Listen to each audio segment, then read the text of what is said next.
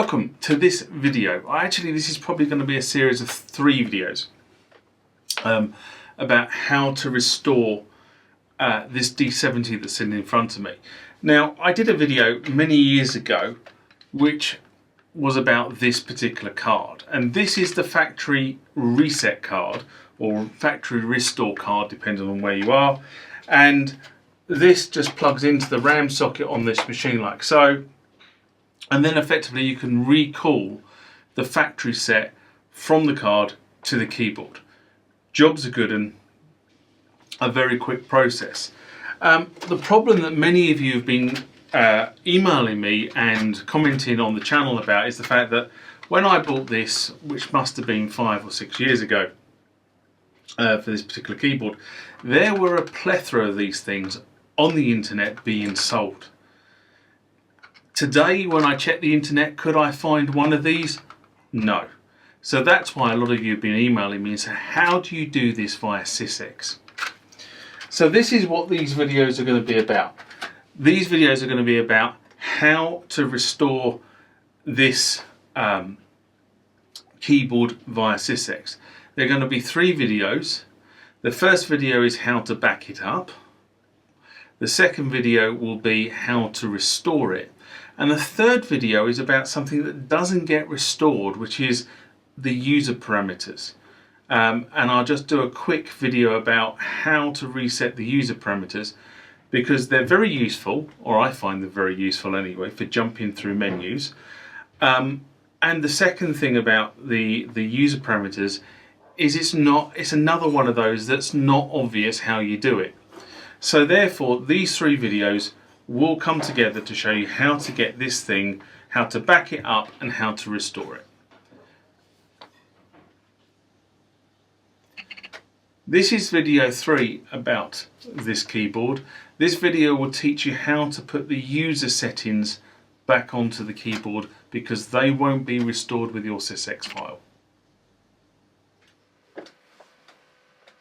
Okay, this is the part of the video where I do channel promotion. So whiz forward past this bit if you don't want to listen to this. But if you haven't subscribed to the channel, why not?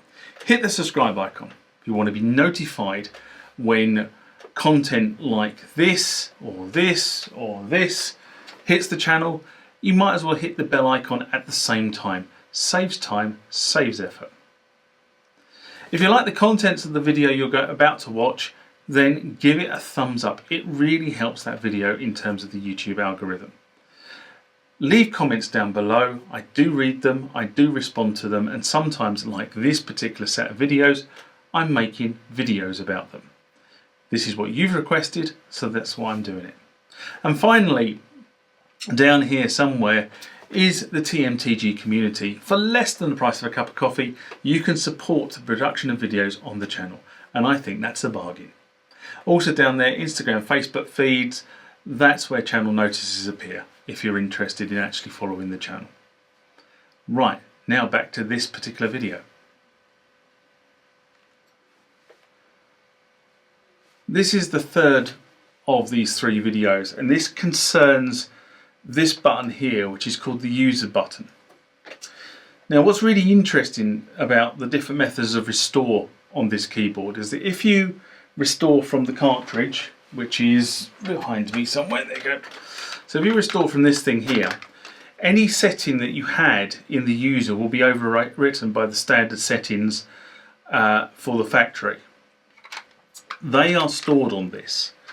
When you do a SYSEX restore, the SYSEX file does not have those on it, and you may have to reset your user parameters. Now, the user feature is actually referred to in the owner's manual as the Direct Jump feature. And I suppose the reason why they call it the Direct Jump feature is it allows you to jump to a menu that is stored within this system. So if we go and look at this sheet that I'm holding up, which will come up here in a second, okay, you will notice that it covers the play mode, very high level, the PCM card mode, the ROM play mode, and it also covers the edit mode. Okay, and if you look at that, the edit menus start at number 1 and they go down to number 29. Okay, so they're all the different edit menus. This keyboard is not as bad as some keyboards were around this point in time, where they had layers and layers of menus. But it shows that they had thought about this when they put this keyboard together and gave you this direct jump mode. Now, why do I think it's useful? Well, it's just a very quick way of getting to the menu you want. Personally, and I don't have it here, it is in storage, but I have this page and another page, which is this page, actually printed out like so and laminated. Why do I have it laminated? Well, this one tells me where all the menu items are, and this one, if I'm setting the keyboard up, always reminds me of how the keyboard is set up if I want to use it as a master controller or I actually want to play the tones internally. And it tells me where things happen on the keyboard. Very useful quick reference guide. This one, which is the second piece, will be covered in a video later this month. We're not going to cover that one today. But this one, which is up there, will be covered today. Why do I like this feature? Well, I like this feature because it allows me to get to places very quickly. And it's something, it is personal preference. It's also personal preference which of these menus you want to get to. I'm pointing down here, but I should be pointing up here.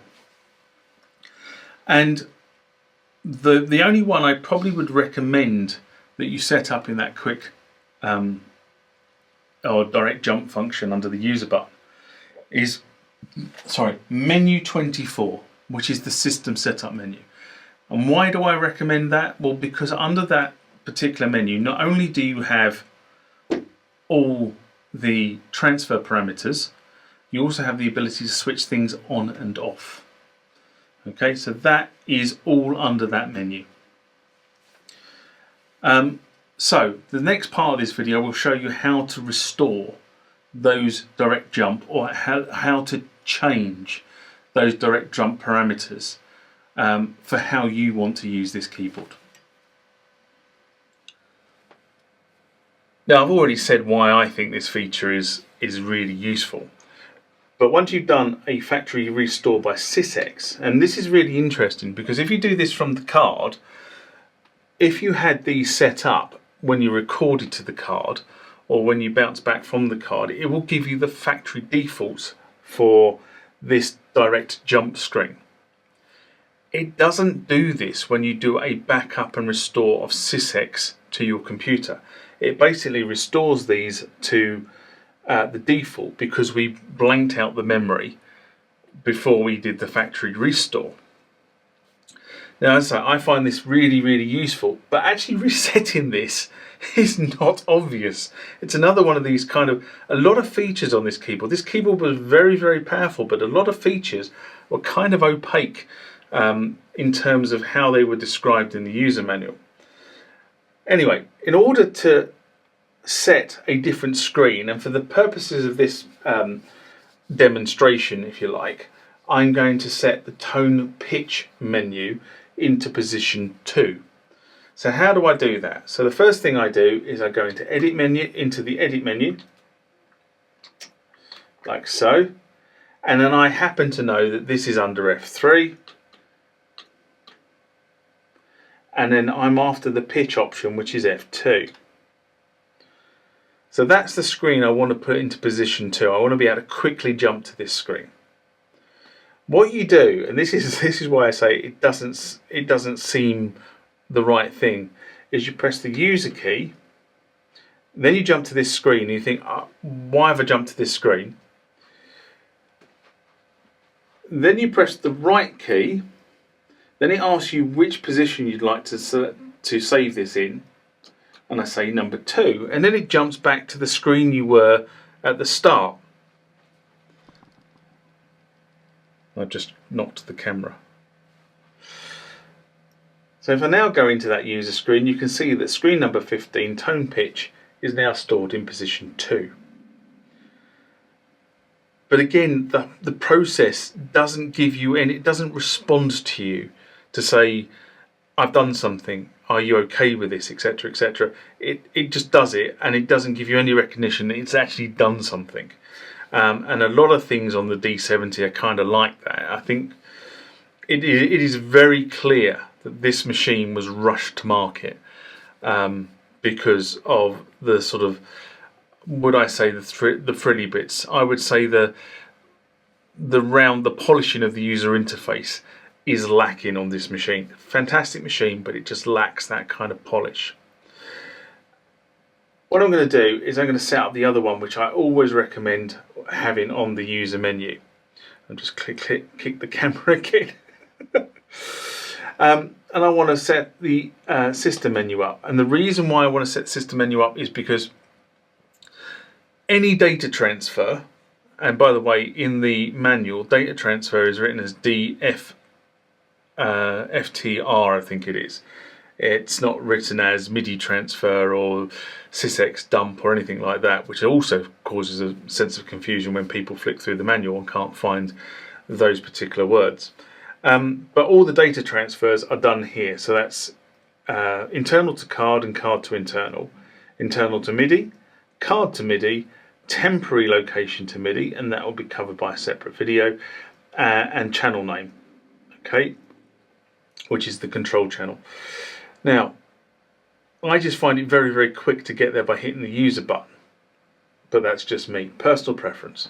So I'm going to set this menu up as one of my quick jumps.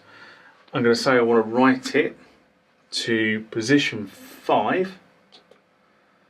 And again, no confirmation that it's actually done something. So if I now go back and end into user, you see that menu 24 is now part of system setup. As I say, I think a lot of the user interface polish was missed because they rushed this to market. But that is how you put your user interface or your quick jump menus back into that user button. Hopefully that's been useful.